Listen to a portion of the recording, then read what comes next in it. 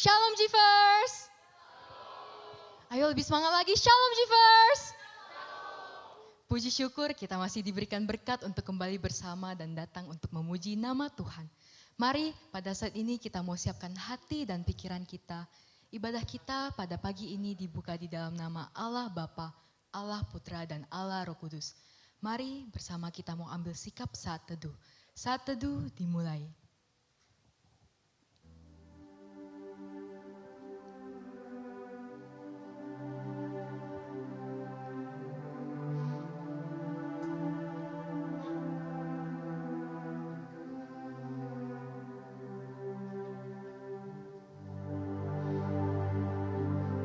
Ya Tuhan, Engkaulah Allahku. Aku mau meninggikan Engkau, mau menyanyikan syukur bagi nama-Mu. Sebab dengan kesetiaan yang teguh, Engkau telah melaksanakan rancangan-Mu yang ajaib yang telah ada sejak dulu. Mari kita mau mengangkat pujian, kita mau memberikan syukur dan mengangkat anugerah bagi Tuhan. Kuberi kemuliaan.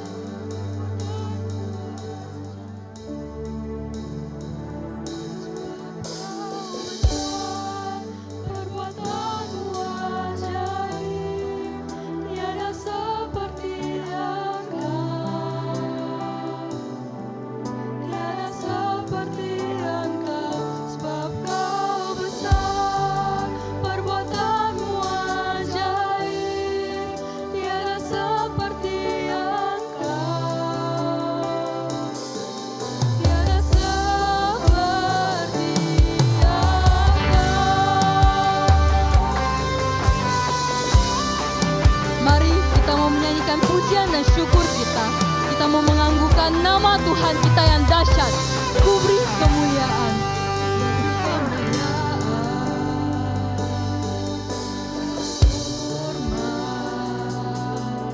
Ku angkat suara pujian, ku agungkan nama-Mu, ku beri kemuliaan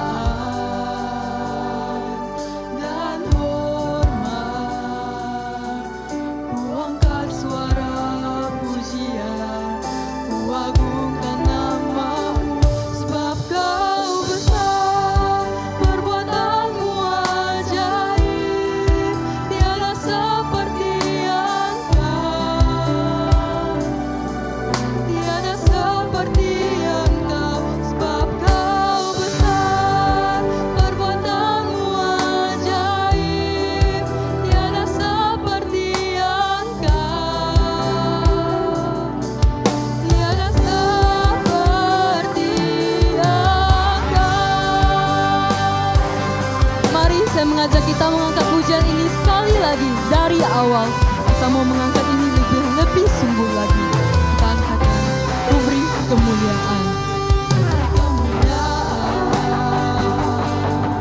Dan hormat. Ku angkat suara pujian, ku agungkan nama-Mu, ku beri kemuliaan dan hormat. Ku angkat suara pujian, ku agungkan nama-Mu, sebab Kau besar, perbuatan-Mu ajaib, tiada seperti Engkau, tiada seperti Engkau, sebab Kau besar, perbuatan-Mu ajaib, tiada seperti Engkau, tiada seperti Engkau. Sungguh besar Engkau Tuhan, tiada satu pun ada yang seperti Engkau. Perbuatan-Mu ajaib, Engkau yang terbesar, Engkau yang berkuasa atas seluruh hidup kami. Mari saya mengajak kita untuk bangkit berdiri. Kita mau mengangkat pujian ini dengan lebih sungguh lagi. Kita mau katakan betapa besarnya Tuhan kita. Kita akan angkat pujian, sebab Kau besar.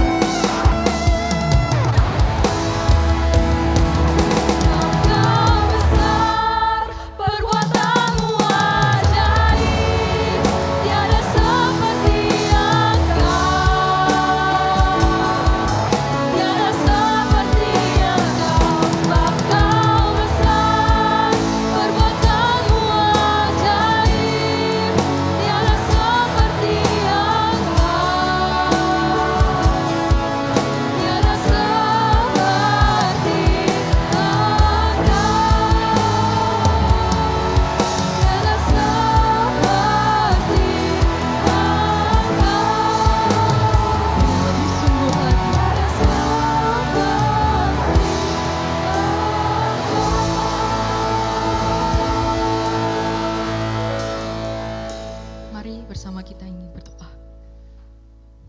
kami yang ada di surga, kami mengucap syukur atas berkat yang telah kami terima dari-Mu ya Tuhan. Kini kami datang dan hadir di sini untuk berkumpul memuji nama-Mu. Kiranya Engkau yang memberkati kelancaran ibadah kami pada saat ini. Pimpin hati kami ya Bapa. Semua kami serahkan hanya ke dalam tangan-Mu. Hanya di dalam nama Tuhan Yesus Kristus kami berdoa. Amin. Teman-teman dipersilakan untuk duduk kembali.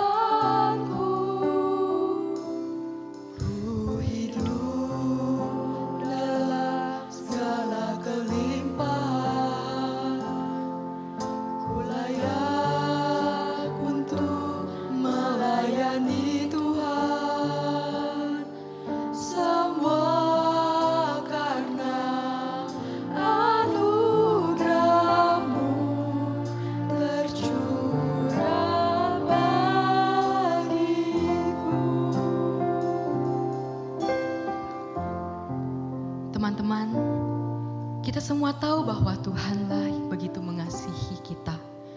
Ia telah memberikan anugerahnya dan memberikan kita kesempatan untuk hidup dalam kasih-Nya. Kasih-Nya yang berlimpah, yang tercurah untuk setiap hati kita.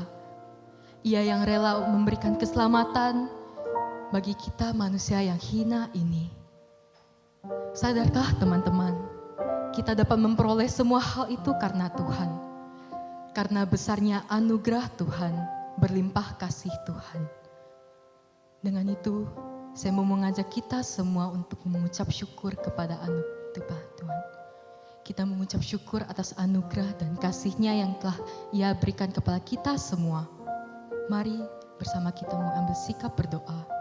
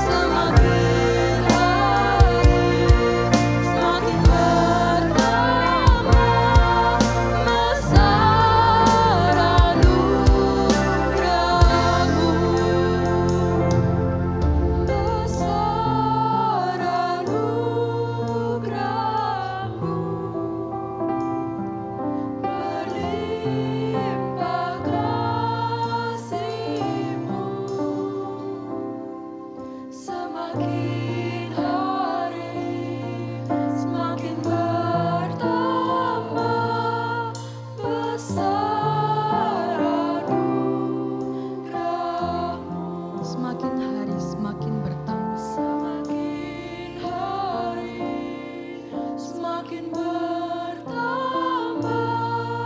besar anugerah-Mu. Dengan lebih sungguh lagi, semakin hari semakin bertambah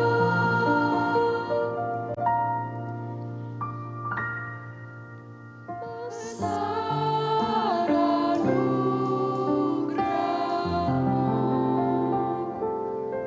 Mari saya mengajak kita semua untuk bangkit berdiri.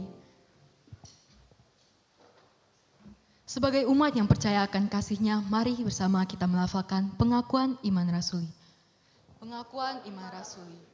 Aku percaya kepada Allah, Bapa yang Maha Kuasa, Khalik langit dan bumi, dan kepada Yesus Kristus, Anak-Nya yang tunggal Tuhan kita, yang dikandung dari Roh Kudus, lahir dari anak darah Maria, yang menderita sengsara di bawah pemerintahan Pontius Pilatus, disalibkan, mati dan dikuburkan, turun ke dalam kerajaan maut. Pada hari yang ketiga, bangkit pula dari antara orang mati, naik ke sorga, duduk di sebelah kanan Allah, Bapa yang Maha Kuasa. Dan dari sana Ia akan datang untuk menghakimi orang yang hidup dan yang mati.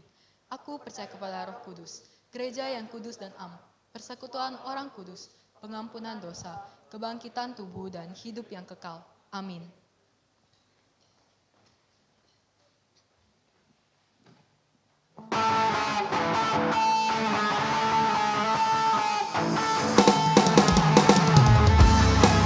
Bersama-sama kita mau angkat pujian ini dengan penuh semangat. Kita mau menempatkan Tuhan sebagai tempat pertama. Namamu selalu ada di tempat pertama di hatiku dan selalu menjadi yang utama di rinduku. Dimanapun kau berada tak akan berubah. Namamu selalu berada di tempat pertama. Mari dengan semangat kita angkat pujian ini dari awal. Jauh lebih indah, indah dari emas yang mulia. Namamu berharga bagi hidupku. Jauh lebih kuat dari semua yang ku tahu. Namamu melekat di dalam jiwaku. Namamu selalu ada di tempat pertama di hatiku dan selalu menjadi yang utama di rinduku. Dimanapun kau berada tak akan berubah. Namamu selalu berada di tempat pertama. Mari kita angkat pujian ini sekali lagi dari awal dengan semangat. Jauh lebih indah, jauh lebih indah dari emas yang mulia. Namamu berharga bagi hidupku. Jauh lebih kuat dari semua yang ku tahu. Namamu melekat di dalam jiwaku. Namamu selalu ada di tempat pertama di hatiku dan selalu menjadi yang utama di rinduku. Dimanapun kau berada tak akan berubah. Namamu selalu berada di tempat pertama. Teman-teman, kita semua tahu bahwa Tuhanlah yang akan menjadi tempat utama bagi kita. Dimanapun dan kapanpun, Tuhan kitalah yang menjadi utama bagi setiap kita. Mari saya mengajak kita untuk mengangkat pujian ini dengan lebih semangat. Kita mau mengangkat bahwa Tuhanlah tempat pertama bagi kita. Mari kita mengangkat pujian ini. Namamu selalu ada di tempat hati kita.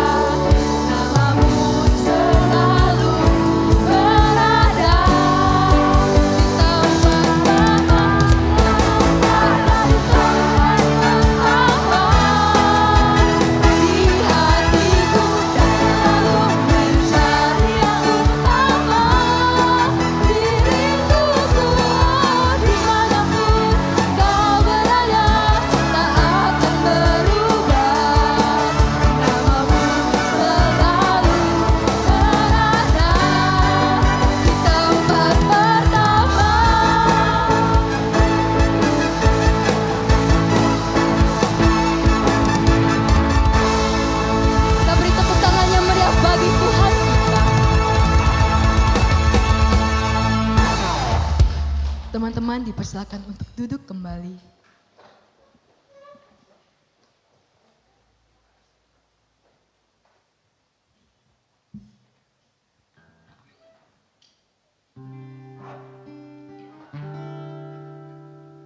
Pada saat ini kita ingin memasuki firman Tuhan. Mari saya mengajak kita semua untuk menyiapkan hati dan pikiran kita. Kita mau tenangkan hati kita. Kita angkat pujian menyenangkan-Mu.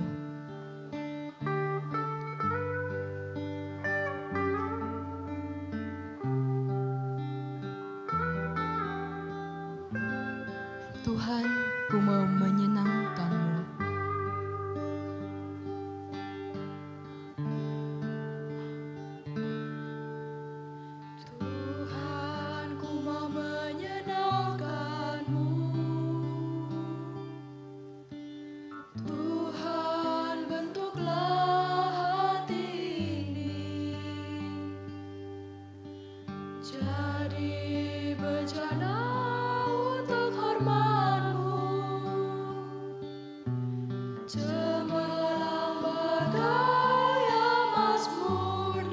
Tuhan, ku serahkan hatiku.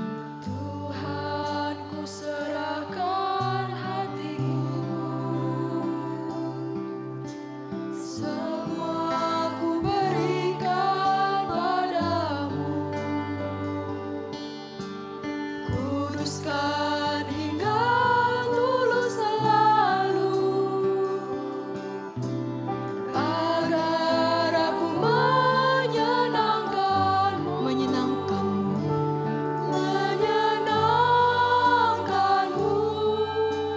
Senangkanmu, hanya itu kerinduanku. Menyenangkanmu, senangkan hatimu, hanya itu kerinduanku. Kita angkat pujian ini dari awal. Tuhan, ku serahkan hatiku. Tuhan, ku serahkan hatiku. Semua ku berikan padamu. Kuduskan kami Tuhan. Kuduskan hingga tulus selalu. Agar aku menyenangkanmu. Menyenangkanmu, senangkanmu, hanya itu kerinduanku. Menyenangkanmu, senangkan hatimu, hanya itu kerinduanku. Menyenangkanmu, senangkanmu, hanya itu kerinduanku. Menyenangkanmu, senangkan hatimu, hanya itu kerinduanku.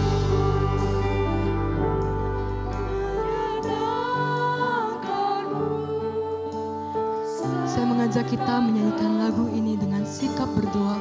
Kita mau nyanyikan ini menyenangkan Tuhan.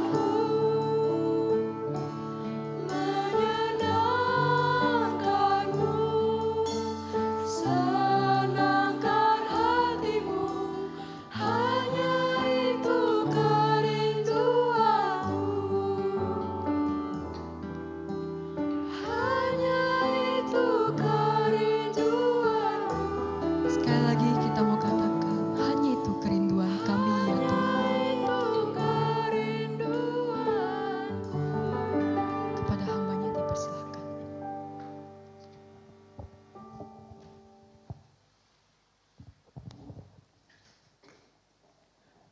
Mari kita bersatu dalam doa. Tuhan, pada saat ini kami akan merenungkan firman-Mu Dan kiranya Tuhan yang boleh menolong setiap kami, agar kami dapat mengerti firman-Mu di dalam bahasa yang sederhana, bahkan melalui materi pada pagi hari ini kami juga boleh mengenal kebenaran yang sesungguhnya. Berkati setiap kami dan urapi hamba-Mu yang penuh dengan keterbatasan ini ya Tuhan. Di dalam nama Tuhan kami Yesus Kristus kami berdoa. Amin. Shalom. Apa kabarnya? Kayaknya lesu ya. Atau karena dingin ya. Ada sukacita? Ada sukacita?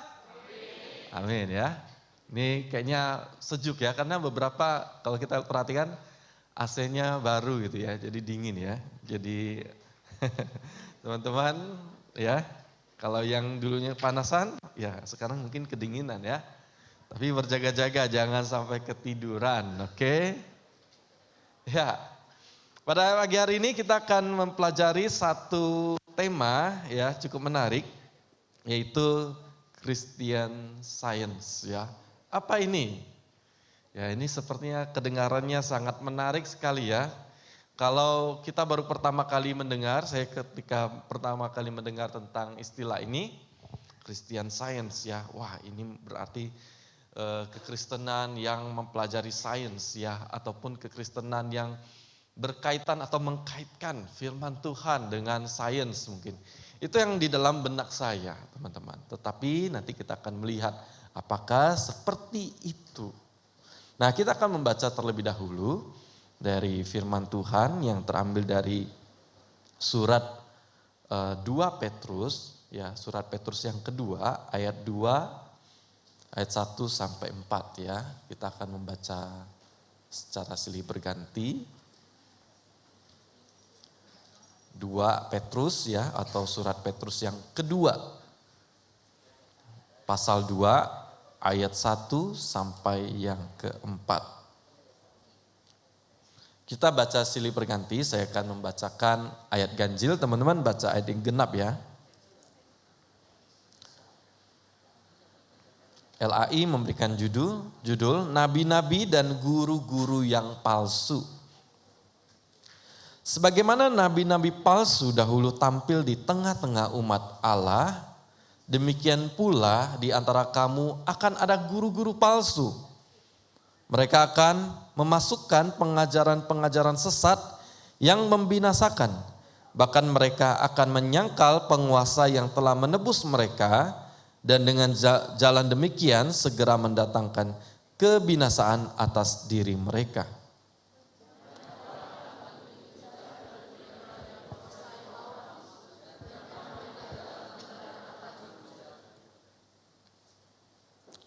Dan karena serakahnya guru-guru palsu itu akan berusaha mencari untung dari kamu dengan cerita-cerita isapan jempol mereka.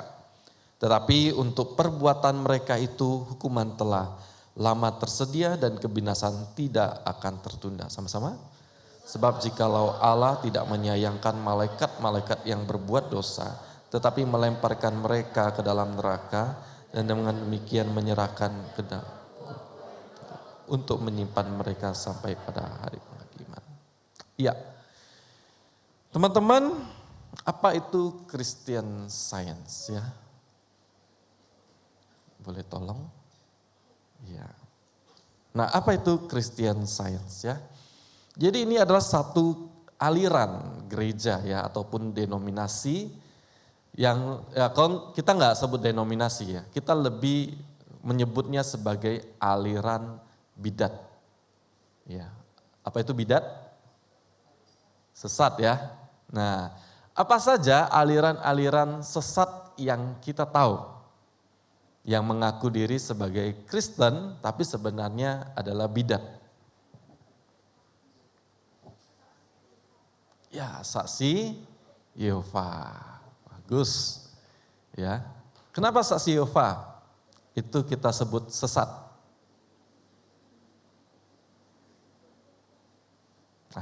Ini jadi pertanyaan kan? Kenapa? Karena tidak mengakui Yesus sebagai Tuhan. Oke? Nah, dia menganggap Yesus sebagai ciptaan. Oke, kemudian apa lagi? Apa? Apa? Enggak ada. Ya kalau saksi Yehova sebenarnya banyak ya.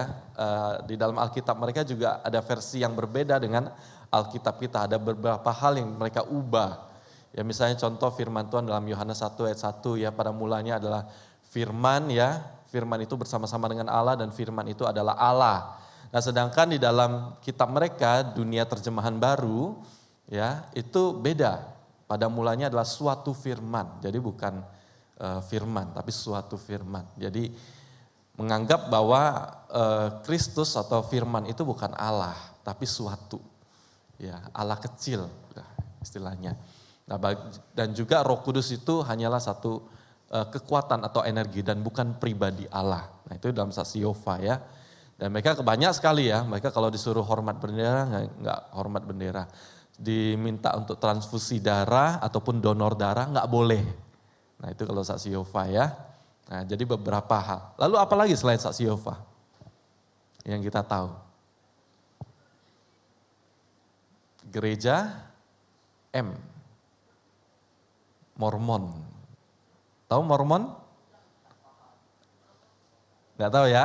Nah Mormon itu adalah satu gereja juga bidat ya, karena mereka menerima firman Tuhan, maksudnya di luar Alkitab. Ya, jadi di luar Alkitab mereka punya kitab yang lain, yaitu kitab Mormon dari malaikat Mormon. Ya, kita nggak mengenal malaikat Mormon ya. Tapi itu sebutan daripada mereka ya. Gereja mereka cukup besar gitu ya, megah. Ya kalau di YouTube tuh kita bisa cari paduan suara Mormon itu besar sekali ya. Nah itu juga bidat ya. Kenapa? Karena ada ajaran-ajaran yang di luar Alkitab. Jadi kalau dia tidak menerima Alkitab sebagai satu-satunya ya, sebagai firman Tuhan, otoritas kebenaran, maka itu udah sesat ya. Kalau dia mengurangi ataupun menambahkan, ya itu sesat. Ngerti ya? Nah jadi itu beberapa, kemudian banyak lagi ya. Seperti di China, gereja Tuhan yang Maha Kuasa. Nah itu sesat. Ya, teman-teman kalau search di Google misalnya atau di YouTube, lihat gereja Tuhan yang Maha Kuasa, itu bukan Kristen ya. Maksudnya itu bukan aliran denominasi yang tepat, tapi itu sesat. Kenapa? Karena pemimpin agamanya, pemimpinnya itu mengaku sebagai Mesias. Nah jadi itu jelas ya. Nah lalu bagaimana dengan Christian Science ya? Kenapa kok bisa disebut sebagai bidat ya? Nah kita lihat dulu apa itu Christian Science ya. Nah Christian Science itu didirikan ya, atau pendirinya adalah Nyonya Mary Baker Eddy ya. Jadi nama bapaknya itu adalah Mary Baker, kemudian nama ibunya tuh Abigail Baker ya. Nah Eddy itu adalah nama daripada suaminya yang ketiga.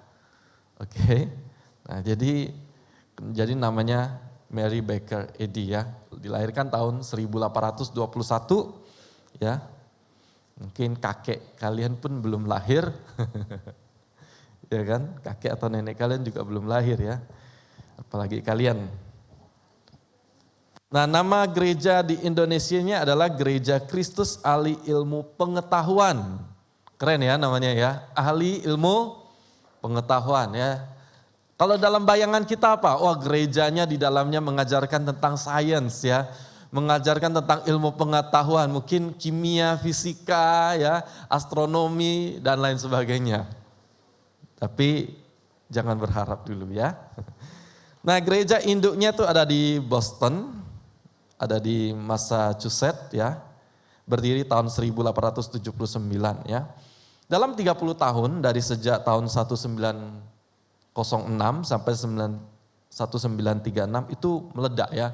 Dari 55.000 pengikut menjadi 268.000 pengikut di seluruh dunia. Jadi ini cukup banyak pada saat itu ya, di awal-awalnya. Meskipun ya sekarang jumlah mereka tidak banyak ya, sudah tidak banyak lagi. Dan banyak ditinggalkan orang. Tetapi kita belajar dulu, kita belajar mengenal ya ajaran-ajaran, aliran-aliran yang bidat.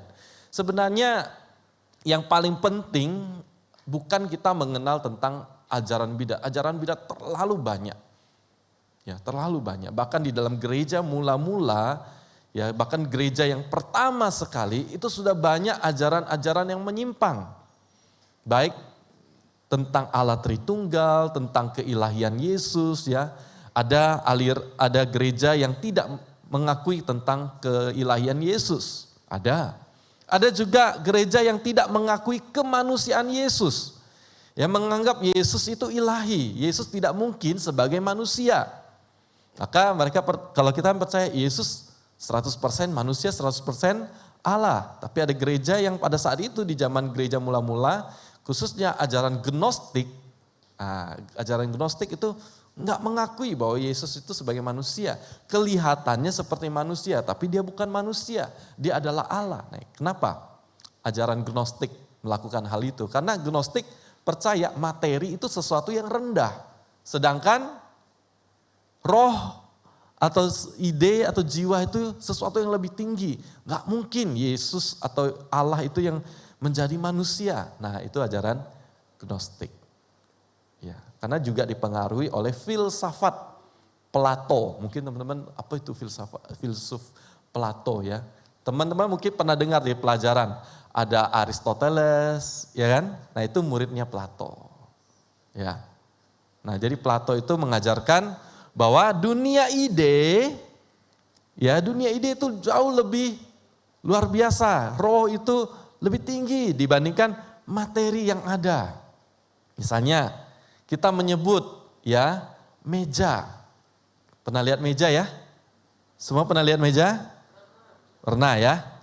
Nah, ciri-ciri apa yang membuat itu disebut meja? Apakah meja harus persegi panjang? Iya kan? Apakah meja harus bulat? Meja bisa segitiga juga kan? Segi 5 bisa juga, segi 6 bisa juga ya, bulat bisa juga. Mau kakinya 1 bisa, mau kakinya 4 bisa, kakinya 3 bisa juga, mau kakinya 10 bisa. Lalu bagaimana dong ciri-ciri meja itu? Nah, bagi Plato mengatakan bahwa sebenarnya gambaran meja yang ada di dalam dunia itu sifatnya fana. Tapi gambaran yang aslinya itu ada di sana, makanya lebih tinggi. Makanya Plato mengajarkan seperti itu, makanya gnostik tidak mengakui misalnya kemanusiaan Yesus Kristus. Nah, bagi kita sebagai orang Kristen, ya, apakah dunia materi itu sesuatu yang hina? Tidak. Firman Tuhan mengajarkan di dalam Kejadian, Tuhan ketika menciptakan segala sesuatu, firman Tuhan mengatakan apa? Segala sesuatunya baik. Bahkan ketika Tuhan menciptakan manusia dan seluruh isi dunia ini, dia katakan apa? Sungguh amat baik. Kan Tuhan tidak mengatakan, roh manusianya yang baik. Tubuh manusianya tidak, enggak. Ya, jadi semua baik. Tetapi masalahnya adalah setelah manusia jatuh dalam dosa, maka bukan hanya materi yang ikut-ikutan dipakai untuk hal-hal yang sifatnya jahat. Tetapi juga roh kita menjadi mati. Ya, jadi teman-teman banyak ajaran-ajaran yang di luar sana yang kelihatannya baik, yang selalu mempengaruhi otak kita, bahkan di TV-TV atau di YouTube yang kita dengar bisa saja itu menjadi mindset kita, menjadi paradigma kita. Makanya hati-hati. Ketika kita melihat itu kayaknya baik, itu kayaknya oke, tunggu dulu. Kita lihat dulu apa kata firman Tuhan. Ya demikian juga teman-teman, kalau untuk mengenali uang asli, ya, apakah harus belajar dari uang yang palsu? Ya, kalau orang bank itu untuk mengenali uang itu asli atau palsu, mereka belajarnya bagaimana? Supaya tahu. Apakah mereka belajar yang palsu? Enggak, mereka harus belajar yang asli. Bagaimana ciri-ciri yang asli? Ya. Berapa tanda yang mereka harus tahu? Nah kalau yang palsu itu mereka bisa mungkin lebih canggih, cuma sedikit kesalahannya. Ya, lalu kalau dia tahu, oh udah tahu nih, ini kalau palsu tuh ciri-ciri begini. Nanti dia keluarkan yang lebih canggih lagi, yang lebih mirip lagi. Ya bagaimana? Ya dia harus belajar yang asli. Dengan dia belajar yang asli, ada palsu yang sedikit saja dia udah tahu. Ya. Nah jadi demikian juga dengan kita teman-teman. Sebagai orang Kristen, ya banyak sekali ajaran bidat. Tapi kita harus mengenal yang asli, yaitu melalui firman Tuhan. Nah itu yang, makanya tetap kita harus menguji semua pengajaran melalui firman Tuhan. Jangan telan mentah-mentah. Orang ngomong apa di YouTube kayaknya bagus, luar biasa ya. Tapi harus kembali lagi, kita kaji lagi. Sesuai dengan firman Tuhan, dengan penafsiran yang sehat. Ya. Tapi hari ini kita belajar dulu, kita mengenal salah satunya. Tadi kita udah sebutkan beberapa ya. Nah gereja Christian Science itu besar ya teman-teman. Di Boston itu ini gerejanya seperti gereja katedral, ya gede, besar, megah. Ya. Dan di Indonesia itu ada. Ya. Nah di Indonesia itu namanya Gereja Kesatu Kristus Ahli Ilmu Pengetahuan. Ya. Apakah betul-betul mereka ahli ilmu pengetahuan? Ya, nah kita lihat dulu latar belakang daripada gereja ini. Didirikan oleh Nyonya Mary Baker Eddy. Nah sejak kecil Mary Baker Eddy ini, atau Nyonya Eddy, ya saya panggil Nyonya Eddy aja, itu sering sakit-sakitan. Dia sakit-sakitan, dia sering kejang ya. Dan ayahnya itu seorang Calvinis. Ya Calvinis itu tahu ya? Calvin, John Calvin tahu ya? Siapa itu John Calvin? Biasanya kalau kita lomba 31 Oktober di hari reformasi kita tahu tuh. Siapa dia? Bapak reformasi? Bukan, Bapak reformasi siapa? Martin Luther ya. Nah kalau John Calvin ya itu salah satu tokoh reformator. Di mana setelah Martin Luther ya menimbulkan gerakan reformasi gereja, maka John Calvin ya itu juga dari Prancis, dia karena satu lain hal, kemudian dia pindah ke Jenewa di Swiss. Dari situ dia mulai mempelajari tentang Alkitab ya, mulai gerakan reformasi, mengubah banyak hal ya, sesuai kembali lagi kepada firman Tuhan. Dia mengubah bagaimana cara orang bekerja, hukum dan lain sebagainya sesuai dengan firman Tuhan. Makanya jam Rolex ataupun jam yang itu karena ada pengaruh daripada Calvin ya, Calvinis. Nah, jadi Calvin memang terkenal juga cukup keras ya. Nah, ada beberapa hamba-hamba Tuhan termasuk kita juga belajar dan juga salut dengan apa yang dilakukan oleh Calvin ya. Dan ada banyak pengaruh-pengaruhnya di gereja-gereja, khususnya gereja Reform ya. Nah itu Calvinis ya. Nah tapi ayahnya Mary Baker ini keras ya. Berbeda dengan Mary Baker. Berbeda juga dengan istri atau ibu dari Mary Baker sendiri. Yang dimana lembut pembawaannya ya. Nah dia sering sakit-sakitan, dia adalah anak bungsu dari 6 bersaudara. Nah suatu ketika dia itu tertarik ya dengan hal-hal rohani. Dia masuk gereja, tapi bukan gereja Reform ataupun gereja dari papanya yang beraliran Calvinis. Tapi dia ke gereja Metodis. Nah, ada yang pernah tahu gereja Metodis? Siapa pendiri gereja Metodis? Nah, ya, kalau di sini gereja Metodis itu ada di Esparman ya. Nah itu juga gereja sahabat. Siapa pendiri dari gereja Metodis? John, bukan John Calvin ya. John Wesley ya. John Wesley ya. Nah jadi John Wesley ya salah satu adalah pendiri dari gereja Metodis dari Inggris ya. Nah jadi dia aktif di gereja Metodis, ya, dia belajar. Kemudian dia menikah. Ya, jadi Nyonya Eddy ini menikah, ya, tetapi tak lama kemudian suaminya meninggal. Nah, ketika meninggal dunia itu dia sedih, ya. karena dia meninggalkan gereja dan mulai mencoba hal-hal seperti spiritisme, klinik dan hipnotis.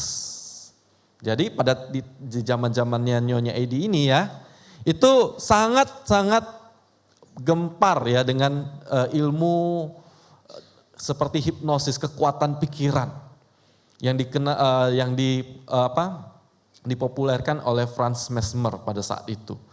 Nah, jadi itu cikal bakal ya, di mana hipnotis itu berkembang. Nah, jadi Nyonya Edi ini dia pakai ya. Nah, dia sangat dipengaruhi oleh siapa? Next, boleh tolong? Iya, dia dipengaruhi oleh Dr. Phineas ya Quimby. Nah, jadi Phineas Quimby ini dia adalah seorang pakar, ya pakar salah satunya adalah hipnosis untuk kekuatan pikiran. Di mana usia 40 tahun ya, jadi Nyonya Baker ini dia berkonsultasi kepada Quimby ya. Jadi dia minta bagaimana menolong dia yang mengalami sakit punggung pada saat itu, dia menderita tulang belakang, meminta pertolongan dari Quimby ya. Nah, dan uniknya ya, dia sembuh. Dia sembuh ya, tanpa obat, tanpa mengkonsumsi mungkin obat-obatan ataupun yang lainnya, dengan kekuatan pikiran. Nah, disitulah Mary Baker Eddy ini menyimpulkan ini mungkin yang dilakukan oleh Tuhan Yesus.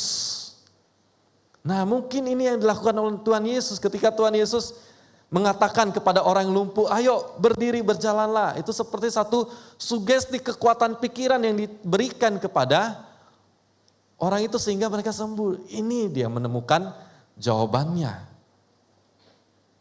Ya, kita tahu ya ada namanya sugesti ya. Ada yang pernah disugesti?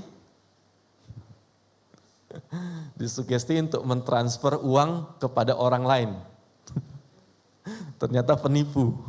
Ada yang pernah? Teman saya dulu pernah. Teman satu kamar di kampus ya. Jadi dia ditelepon bahwa dia tuh memenangkan sejumlah uang ya. Sejumlah uang, dia memenangkan sejumlah uang dan uang itu akan ditransfer ke rekeningnya. Ya kan? Lalu dia telepon dan dia mengatakan jangan matikan telepon. Nah, di situ teman saya pun mengikuti akan perkataan orang yang ada di dalam telepon itu. Dia pergi ke ATM, ya, dia mengecek dan dia mengatakan perlu biaya ini itu ya. Dia mengatakan dia sepertinya kayak dalam keadaan kosong. Ya, dia merasa kayak percaya sekali dengan orang itu. Nah, ini juga bisa disebut dengan sugesti, ya. Nah, kalau hipnotis bagaimana? Nah, kalau hipnotis itu memang ada dipakai di dalam kedokteran ya. Tapi kita sebagai orang Kristen harus berhati-hati. Kenapa? Karena begini, hipnotis ya, itu salah satunya menghilangkan kesadaran. Nah, menghilangkan kesadaran itu berbahaya. Kenapa? Karena bisa mengundang hal-hal yang jahat. Ya, si jahat itu firman Tuhan mengatakan kalau orang itu kosong, maka si jahat itu akan masuk.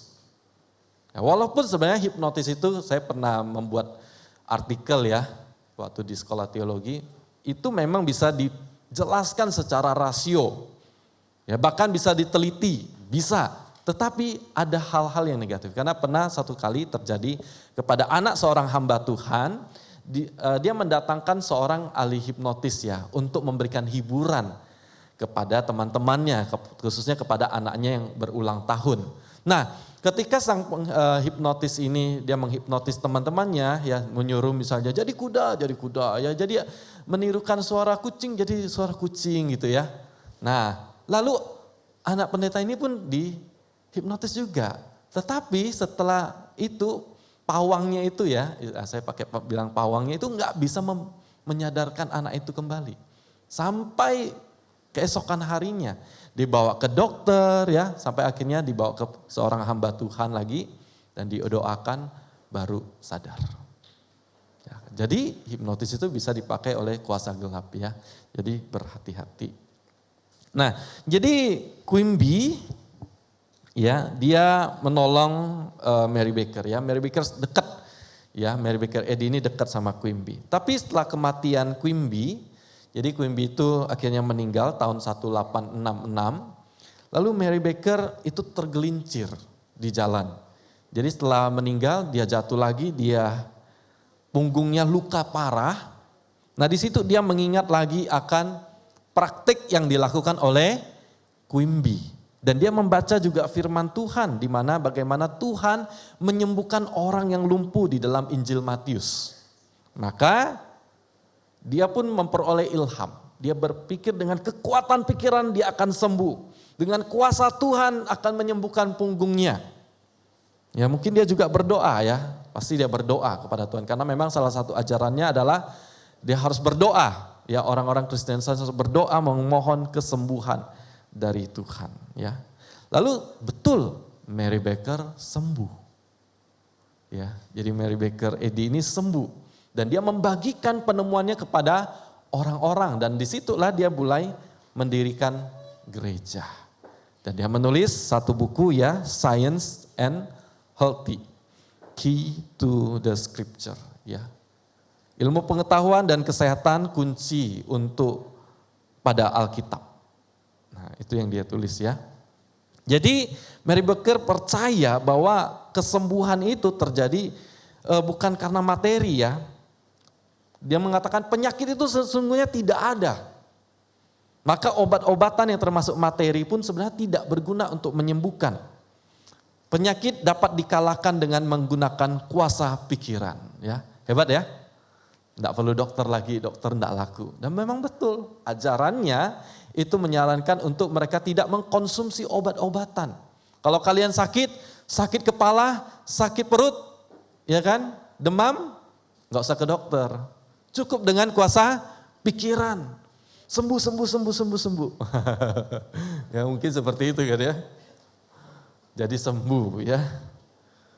Jadi akhirnya banyak pengikutnya. Mulai pengikutnya dia melakukan praktik penyembuhan ilahi ya. Dan di tahun 1875 dia terbitkan buku ini ya.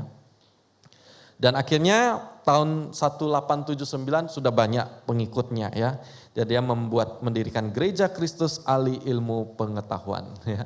Apakah betul bicara tentang ilmu pengetahuan? Enggak, sebenarnya lebih tepat ini gereja spiritisme ataupun gereja yang sifatnya klinik ya. Bukan ilmu pengetahuan ya, bukan sains, jauh dari sains sebenarnya ya. Nah, jadi pada tahun 1889 ya setelah gerejanya cukup besar seperti yang tadi saya katakan, dia mengundurkan diri. Tapi tak lama kemudian di tahun 1910 dia meninggal dunia dalam usia 89 tahun ya, cukup tua ya. Ya. Nah, tetapi semasa itu dia sudah menikah 3 kali. Ya, dengan yang suami kedua ternyata suka hidung belang ya, banyak wanita. Jadi dia cerai. Nah, kemudian yang suami yang ketiga ya itulah namanya Tuan Eddy ya, makanya namanya Mary Baker Eddy. Nah, jadi itulah kisah singkat dari Mary Baker Eddy ya. Nah, kita mau lihat inti ajaran daripada Christian Science ya. Yang pertama, Mary Baker Eddy mengajarkan Allah Bapa adalah Allah pencipta, tetapi ia seringkali tidak berkepribadian. Nah, beda ya. Kalau kita percaya bahwa Allah Bapa, Putra dan Roh Kudus atau Allah Bapa, Anak, dan Roh Kudus itu adalah 3 pribadi. Masing-masing memiliki pribadi. Nah, jadi dikatakan bukan Allah yang akrab dengan manusia. Jadi jauh sekali. Ya, memang penggambaran tentang Allah Bapa sepertinya adalah Allah yang jauh sekali ya. Dan Nyonya Eddy menyebutnya sebagai Bapa Ibu.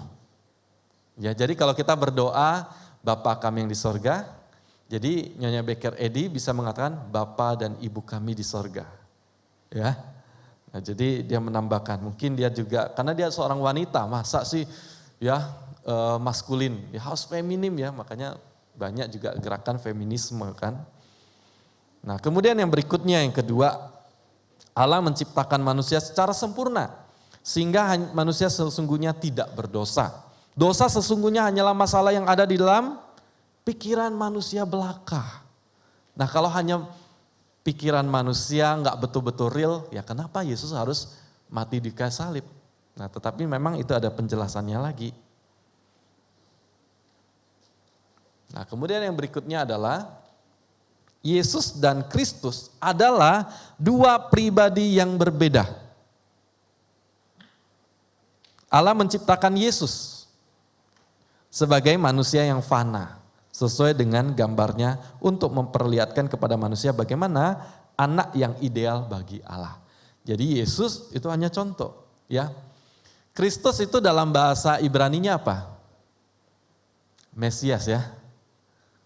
Nah, Mesias di dalam pengertian orang Yahudi yaitu sebagai yang diurapi, sebagai yang akan datang itu. Dan itu adalah pribadi Allah itu sendiri. Makanya dia pisahkan, Kristus itu yang ilahi, Yesus itu yang manusia. Jadi dia katakan dua pribadi yang berbeda. Yesus itu diciptakan, nah kalau yang Kristus itu yang ilahi. Nah, jadi kita udah jelas ya, ajarannya wah ini udah pasti tidak sesuai dengan pengajaran Alkitab ataupun di gereja kita. Nah, kemudian yang keempat, keselamatan tidak cukup beriman kepada Kristus, tetapi membutuhkan pengorbanan diri secara terus-menerus dari pihak orang berdosa. Ya, makanya harus pengorbanan diri. Ya, jadi nggak cukup nih kalian hanya percaya pada Tuhan Yesus. Ya, belum tentu jaminannya mati masuk surga, gitu ya kata Mary Baker Eddy. Jadi kalian harus melayani, harus mengorbankan diri kalian ya, mendedikasikan waktu kalian untuk Tuhan. Baru bisa masuk surga. Amin. Parah nih ya.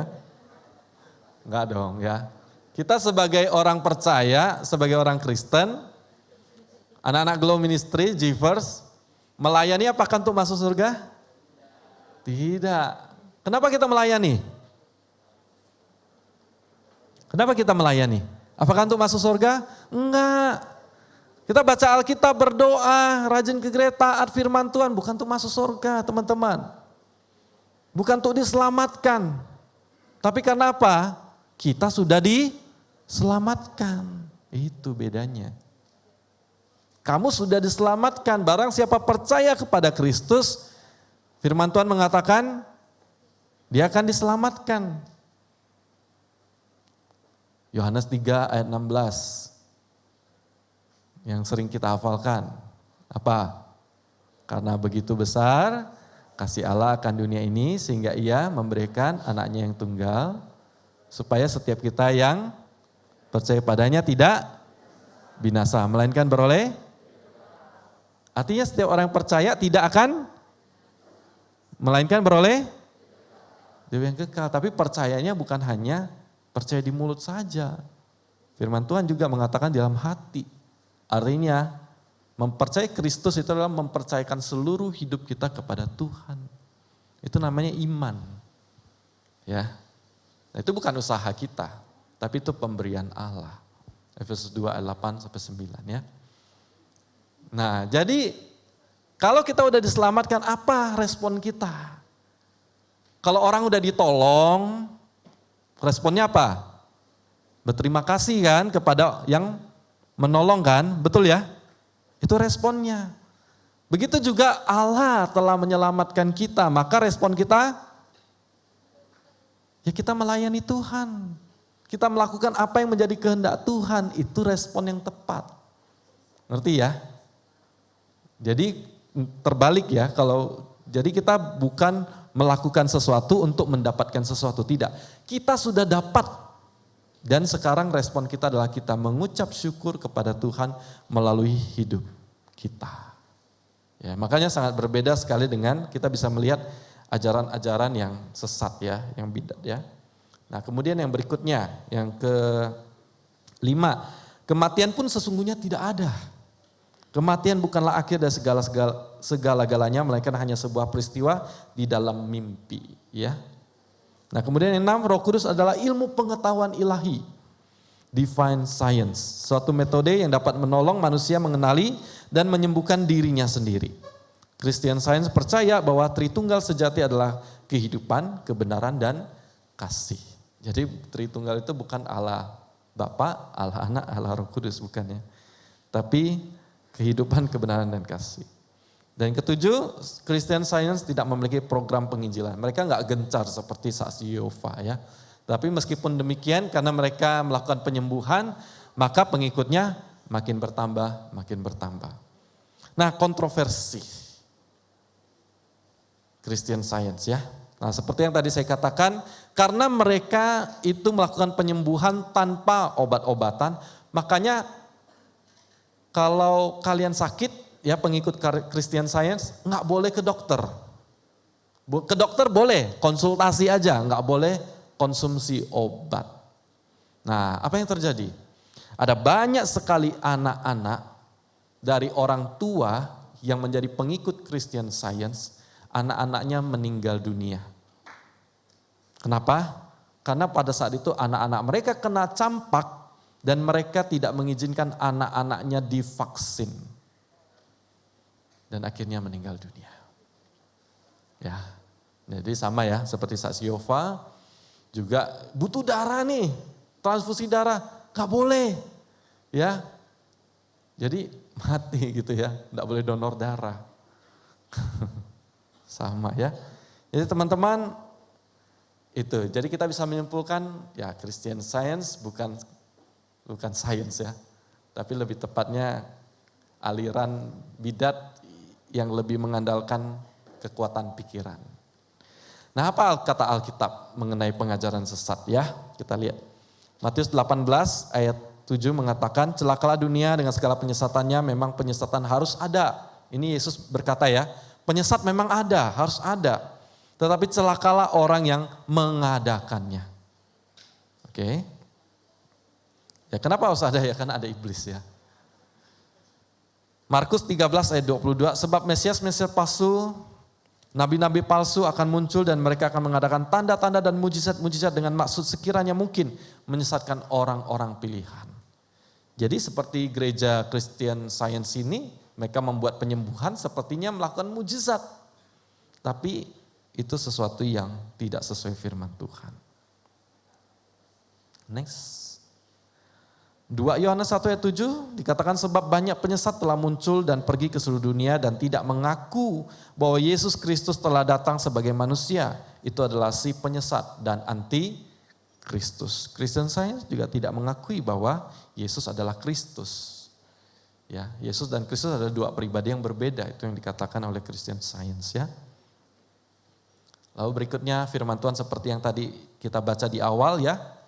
Di mana nabi-nabi palsu ya, itu dahulu tampil di tengah-tengah umat Allah, demikian pula di antara kamu akan ada guru-guru palsu.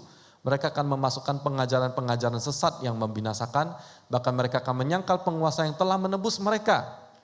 Ya, jadi penguasa Allah yang menebus mereka dan dengan jalan demikian segera mendatangkan kebinasaan atas diri mereka. Banyak orang yang mengikuti cara hidup mereka yang dikuasai hawa nafsu dan karena mereka jalan kebenaran akan dihujat. Dan karena serakahnya guru-guru palsu itu akan berusaha mencari untung dari kamu dengan cerita-cerita isapan jempol mereka.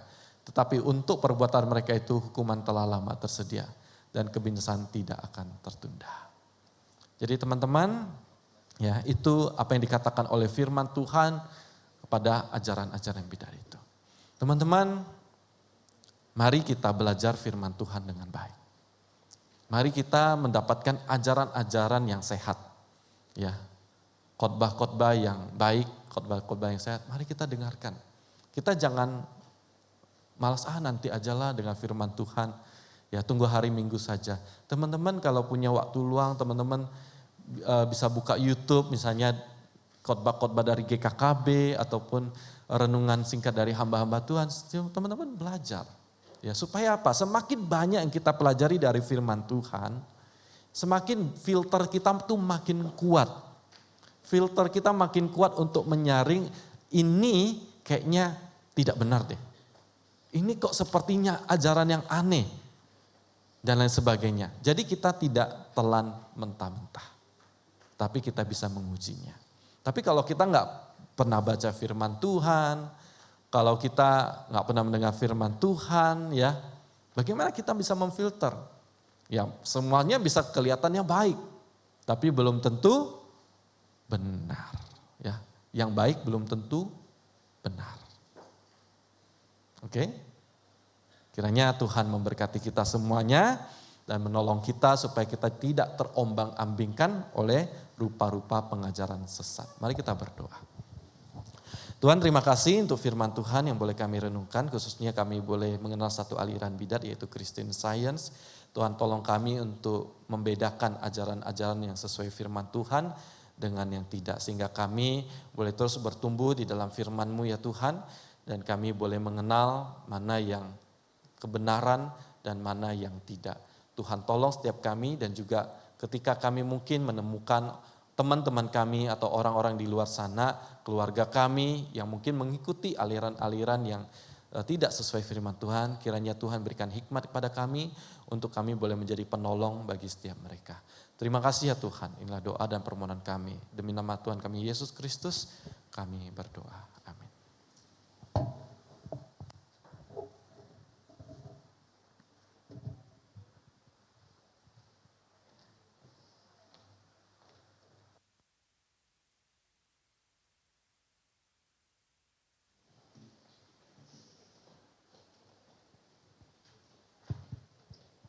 Terima kasih kepada hamba-Nya yang telah menyampaikan firman Tuhan. Kita belajar bahwa sikap dan perilaku kita harus kembali kepada firman Tuhan, menjadikan firman Tuhan sebagai pedoman dan landasan dalam kehidupan kita. Mari saat ini kita mau rindu untuk hidup bagi kemuliaan Tuhan. Sebagai respon untuk firman Tuhan, kita mau menjalankan persembahan. Kepada yang melayani, dipersilahkan.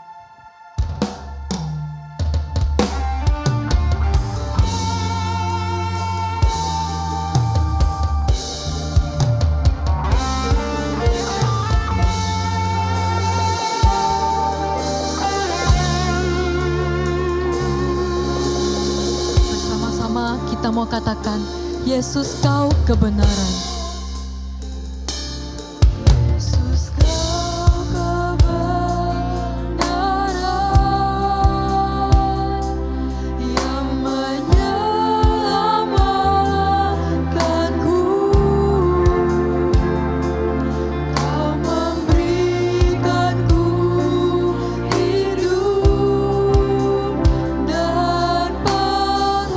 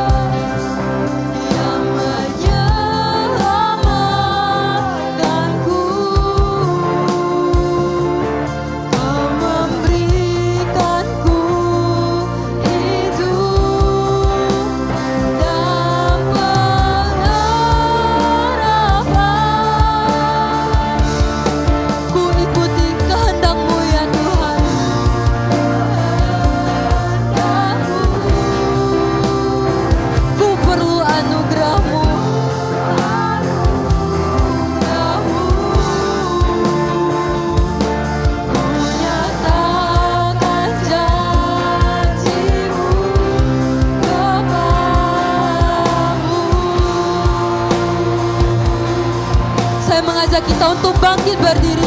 Kita mau katakan, kalau kita hidup, mari kita bersama untuk hidup bagi kemuliaan Tuhan. Hatiku tetap memandangmu. Dunia tak bisa menjauhkanku dari kasih-Mu. Sama ku hidup bagimu. Mataku tetap menyembahmu. Dunia tak bisa menjauhkanku dari kasih-Mu. Ya Tuhan, dunia tak bisa menjauhkan kami dari Engkau. Kini kami datang untuk menyembah nama-Mu. Saya mengajak kita semua dengan lebih sungguh. Saya mengajak kita meletakkan tangan kita di hati kita. Dengan sungguh kita mau nyanyikan, kalau kami hidup, kami hanya mau hidup bagi-Mu. Kalau ku hidup bagimu. Hatiku tetap menyembahmu. Dunia tak bisa menjauhkanku dari kasih-Mu. Sama ku hidup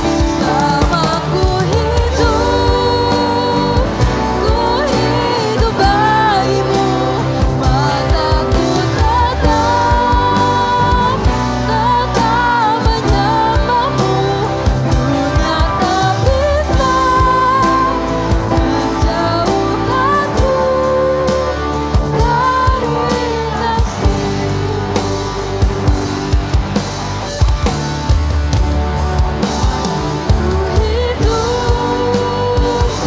Ku hidup bagimu. Hatiku tetap menyembahmu. Dunia tak bisa menjauhkanku dari kasih-Mu. Sama ku hidup bagimu. Mataku tetap menyembahmu. Dunia tak bisa menjauhkanku dari kasih-Mu. Dunia tak bisa menjauhkanku.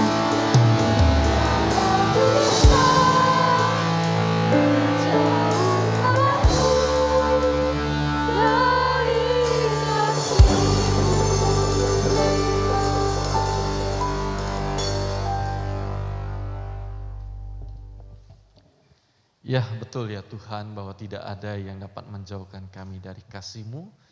Kasih-Mu yang telah menyelamatkan setiap kami, bahkan menggenggam tangan kami ketika kami jatuh. Dan terima kasih ya Tuhan untuk anugerah yang begitu luar biasa yang kami terima. Dan sebagai ungkapan syukur kami telah memberikan persembahan, karena Engkau telah juga menyertai kehidupan kami, orang tua kami, kesehatan kami, dan masa depan kami. Memberkati untuk persembahan yang telah kami berikan, kiranya boleh menjadi alat kemuliaan di tangan Tuhan. Terima kasih ya Tuhan, demi nama Tuhan kami Yesus Kristus kami berdoa. Amin. Silakan duduk kembali, G-First. Ya, sebelum kita masuk dalam warta pada pagi hari ini, apakah ada yang baru pertama kali hadir beribadah? Jika ada, boleh bangkit berdiri. Apakah ada yang baru pertama kali beribadah di Glow Ministry? Ada? Bukan ya? Oke, baik. Ya.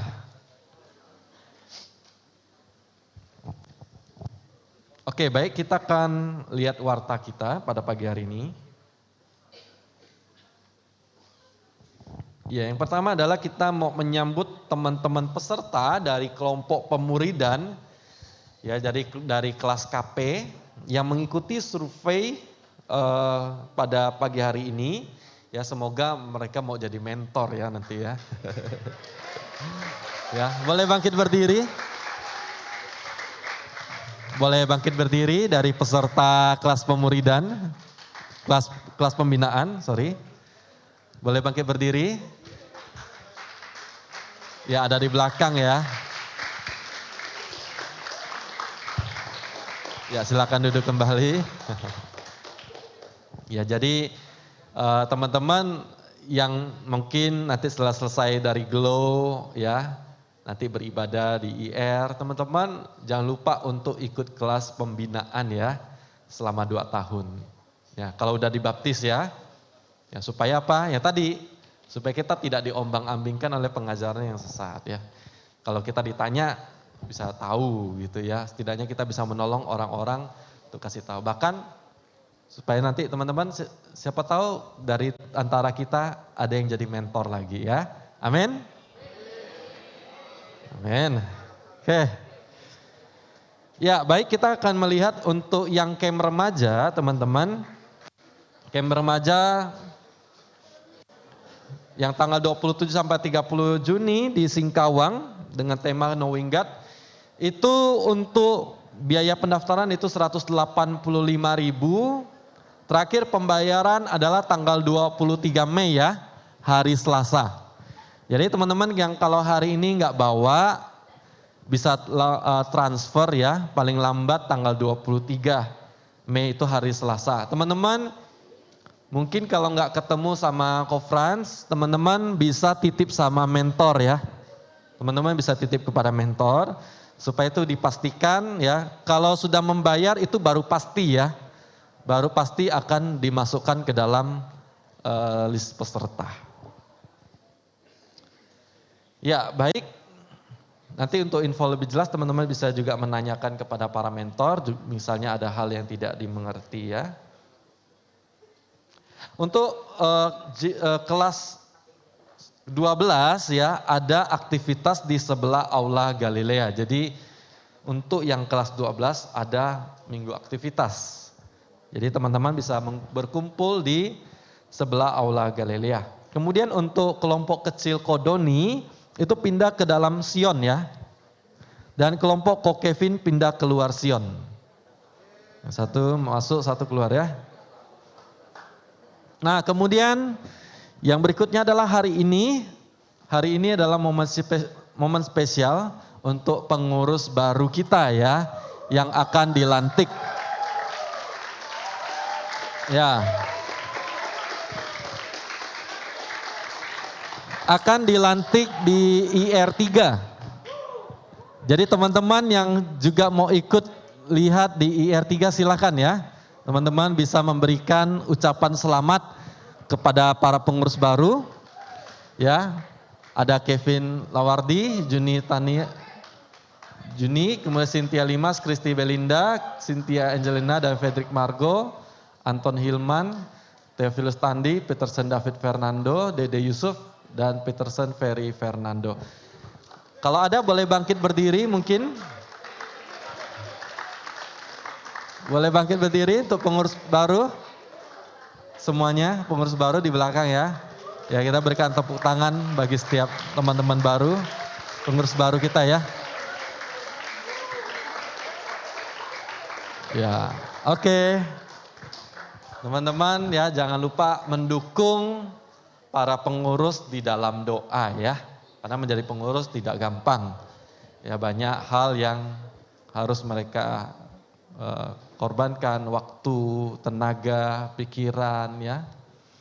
Mari kita doakan. Oke, baik, ini saja warta kita pada pagi hari ini. Mari kita bangkit berdiri.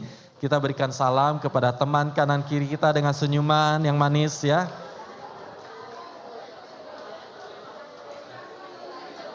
Selamat hari Minggu, Tuhan Yesus memberkati. Kita akan menaikkan pujian. Bapa, terima kasih.